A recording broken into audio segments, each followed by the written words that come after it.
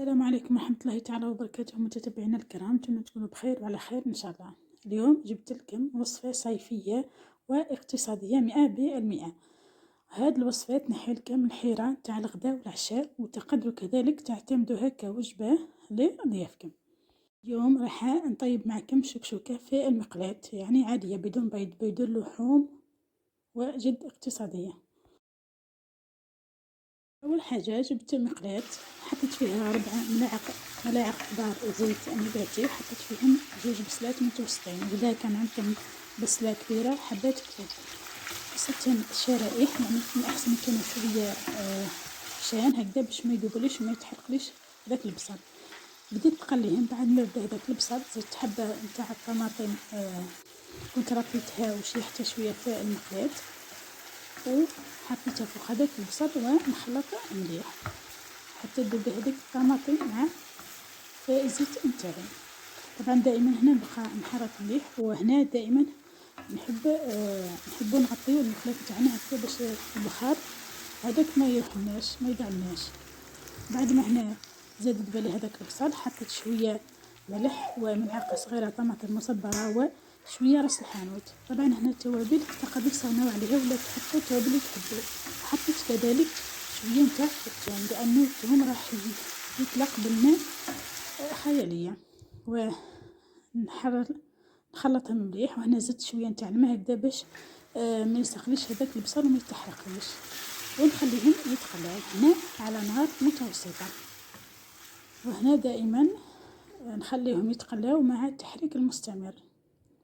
بعد ما تقلاو لي مليح زدت حطيت هنا كميه من البطاطا. انا هنا زدت جبت حبات بطاطا، يعني 8 حبات تكونوا بين متوسطين وصغار، ولا كان عندكم حجم كبير تقدروا تستعملوا 4 حبات ولا على حسب افراد العائله نتاعكم. حطيت هذيك البطاطا وخليتها تتقلى مع البصل والطماطم وهذيك التوابل نتاعي، يعني راس الحانوت برك حطيت، يعني باش هذيك البطاطا تاخذ التتبيله نتاع البصل والطماطم. وهنا نخلطو مليح طبعا هكذا باش ما يلصقوليش المكونات نتاعي، ونغطيها ونخليها تتقلى في غرضها طبعا مع التحريك المستمر. نخلط مليح، يعني نزيد نحركها باش ما تلصقليش.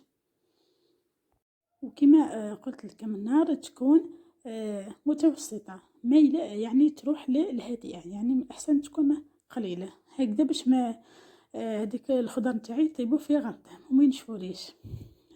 هنا دائما كما قلت لكم نغطيو باش هذاك البخار اللي يطلع يعاود يرجع، في نفس الوقت هذيك البنه نتاع الخضر تبقى في المقلاة نتاعي، يعني هذيك البنه نتاعها ما تروحش، النكهه هذيك ما تروحش. هنا عاد نحرك باش ما يلصقوليش المكونات. تكون هاد الوصفه يعني خفيفه وبزاف بنينه، يعني تقدروا تعتمدوها حتى لضيافكم كما قلت لكم، ويعني توجد تمتم يعني بالخف، ما تطلبش وقت كبير، في نفس الوقت بزاف بنينه وجد اقتصاديه، ما فيها ني بايض ني لحم ني بيونضاشي ني حوت ني والو. يعني فضلت اني نخليها لكم هكذا باش يعني اي سيده تقدر توجدها. زدت هنا 2 حبات فلفل، يعني قصتهم شرائح طوليه. هنا 2 حبات كانوا عندي ملاح برك، ما كبار بزاف ما صغار متوسطين. زدت هذوك الحبات الفلفل ونخلط بشويه. طبعا دائما نخلطوا ولا نحركوا هذيك المكونات باش ما يلصقوليش،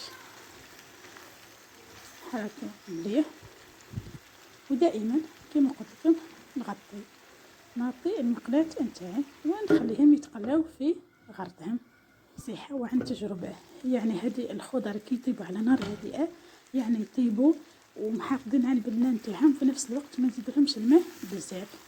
شوفوا هنا بعد ما هذاك الفلفل بدا يدبل لي، هنا نخليوه يتقلى مليح حتى يدبل لي هذاك الفلفل، وفي نفس الوقت يطلق النكهة والرائحة نتاعو. على كيما على بالكم الفلفل النكهة نتاعو والرائحة مميزة وحدها في الماكلة. ودائما كما قلت لكم نغطيو. شوفوا هنا بعد ما بدا هذاك الفلفل يدبل لي، يعني نخليو هذيك الخضرة نتاعو كامل تاخد وتتنكه مع بعضها، وفي نفس الوقت راح يبدا الطياب يدخلها.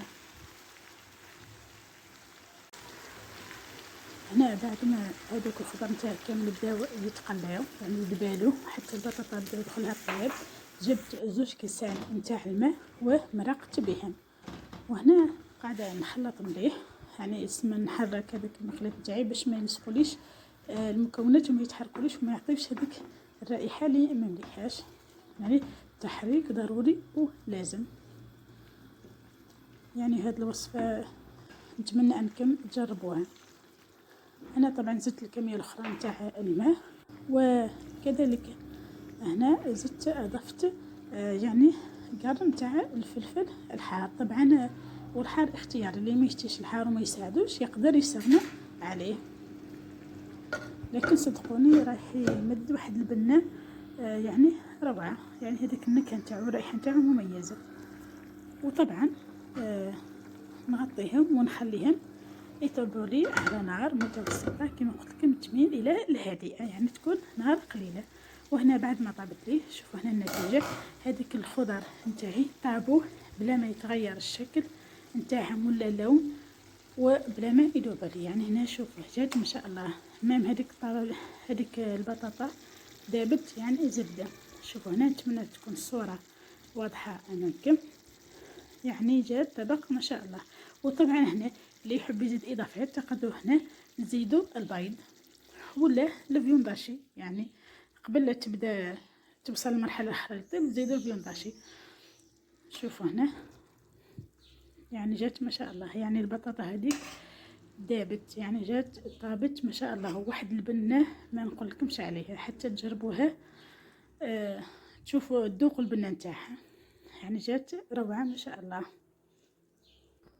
وطبعا درك في وقت السخانه الصيف الماكله تتقال، يعني من الاحسن انه نديروا مثل هذا الوصفات السريعه والخفيفه، هكذا حتى الاطفال ينجموا ياكلوها وتكون خفيفه وما تضرناش في نفس الوقت، يعني ماكله صحيه وبنينه موجوده في الدار بمكونات باينين نضاف وعلى بالنا واش حطينا فيهم، خير من اللي نروحوا ناكلوا برا.